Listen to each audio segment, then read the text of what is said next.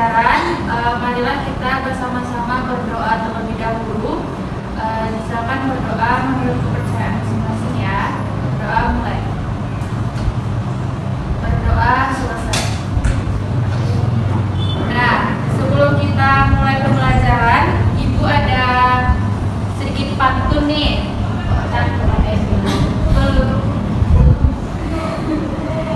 Jalan-jalan ke kota Medan.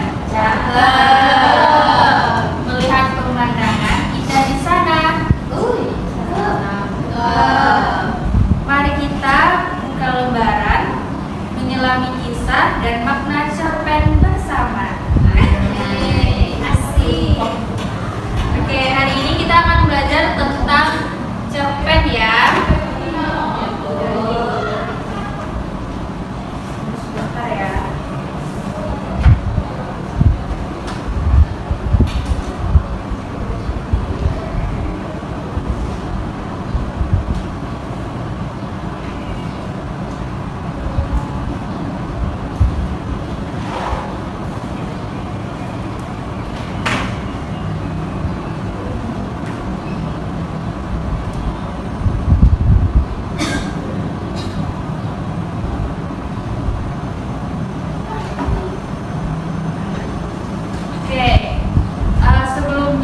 Apakah Ananda sudah pernah membaca atau membuat sebuah cerpen?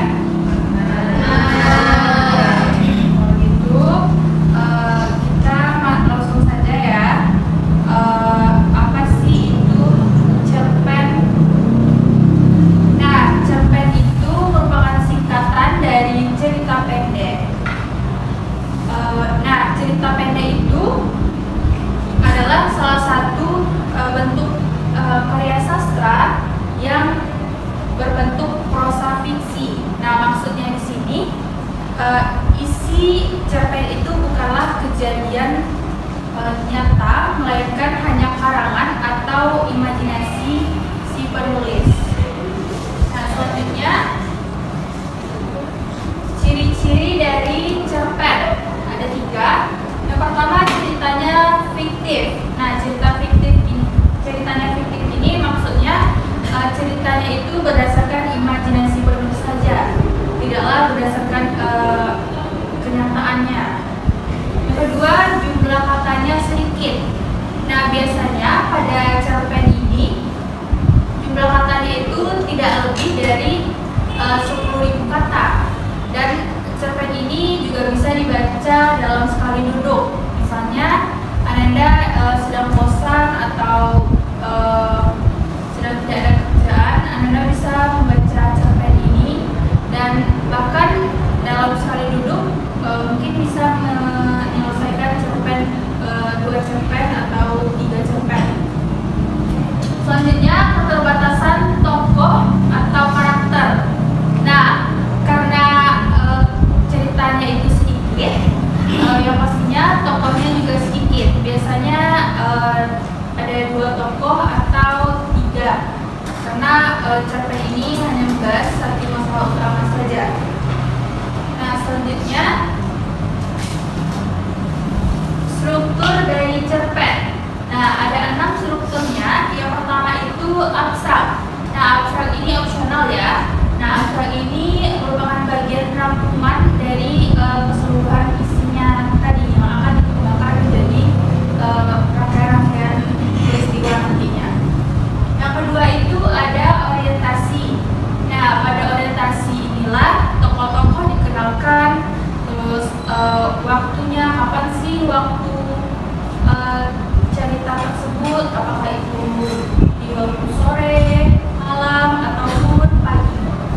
Yang ketiga itu ada komplikasi. Nah, komplikasi ini adalah puncak dari masalah, munculnya konflik yang ada di cerita tersebut. Yang keempat ada evaluasi.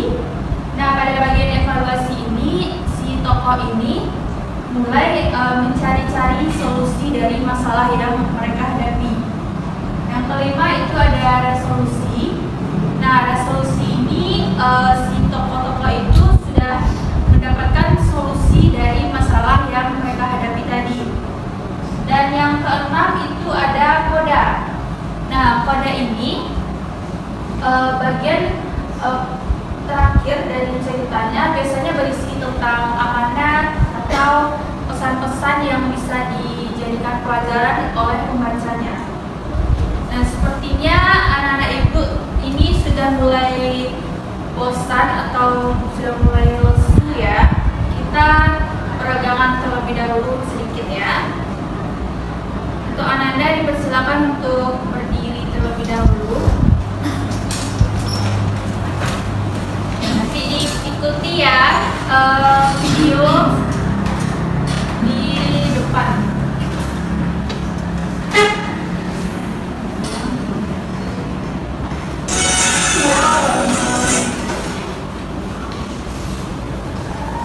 Ini kita peregangan sedikit ya.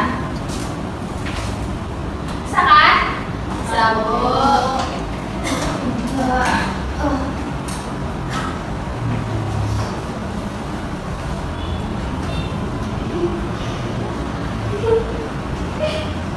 Kita coba sekali ini percobaan ya.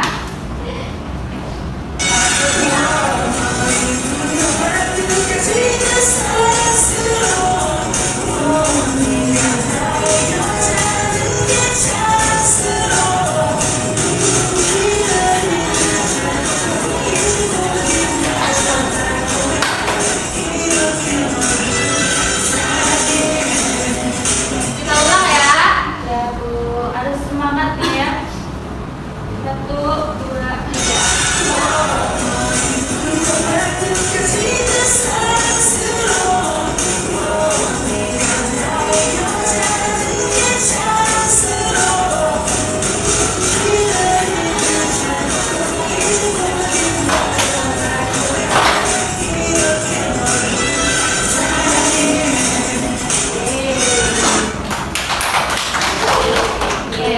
Ini sudah mulai kembali lagi ya semangatnya. Kita lanjut materi kita ya.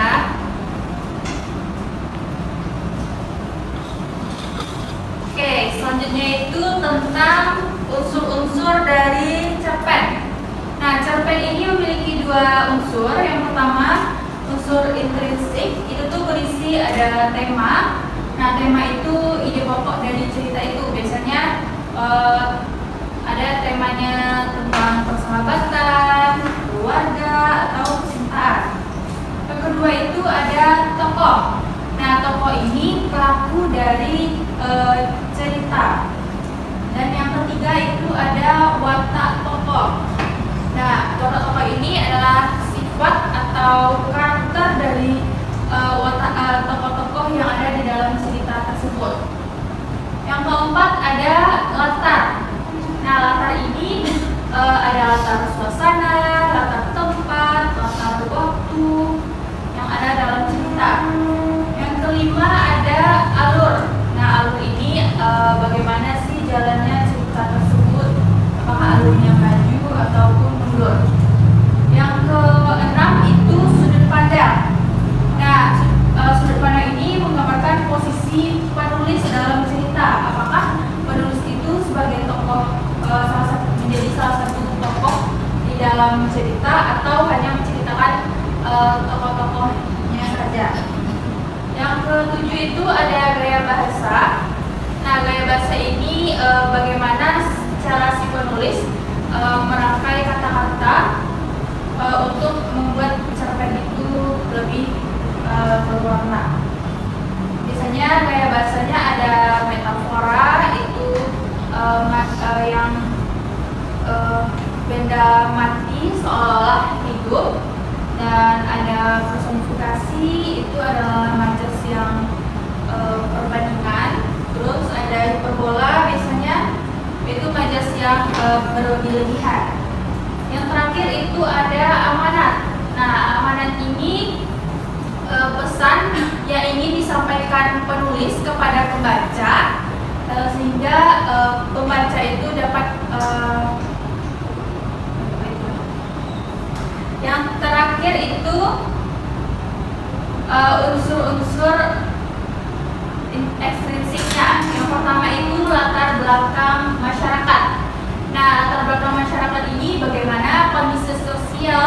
budaya atau politik yang ada saat cerpen itu ditulis. Contohnya, cerpen tahun 90-an tidak akan sama dengan cerpen pada masa saat ini. Yang kedua itu latar belakang penulisnya. Nah, bagaimana gaya hidup penulis atau pandangan penulis itu tuh bisa menjadi inspirasinya untuk menulis cerpen. Yang terakhir itu ada nilai-nilai dalam cerita. Nah, ada nilai kehidupan, ada nilai pendidikan, nilai sosialnya, nilai agamanya yang ada di dalam cerita. Nah, itu tadi materi kita hari ini. Ibu akan memberikan sebuah tugas kepada Ananda. Bisa dikerjakan secara berkelompok. Nah, Ibu akan membagikan lembar kerjanya. Anda bisa membacanya dan mengerjakannya secara berkelompok.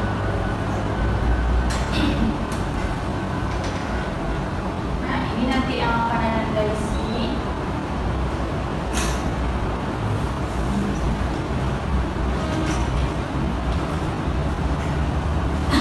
Oke, silakan diisi terlebih dahulu. Ibu beri waktu sekitar 20 menitan ya, kalau tidak habis jam kita. Silakan dikerjakan.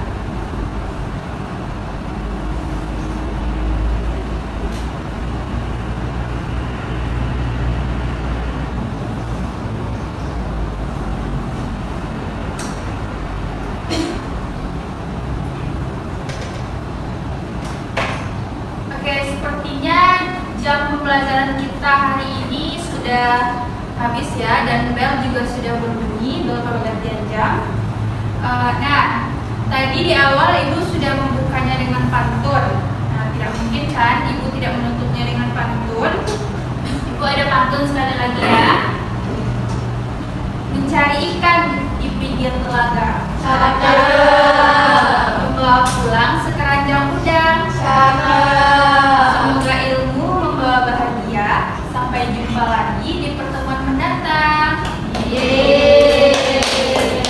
Ibu akhiri ya. Terima kasih. Wassalamualaikum warahmatullahi wabarakatuh. Waalaikumsalam.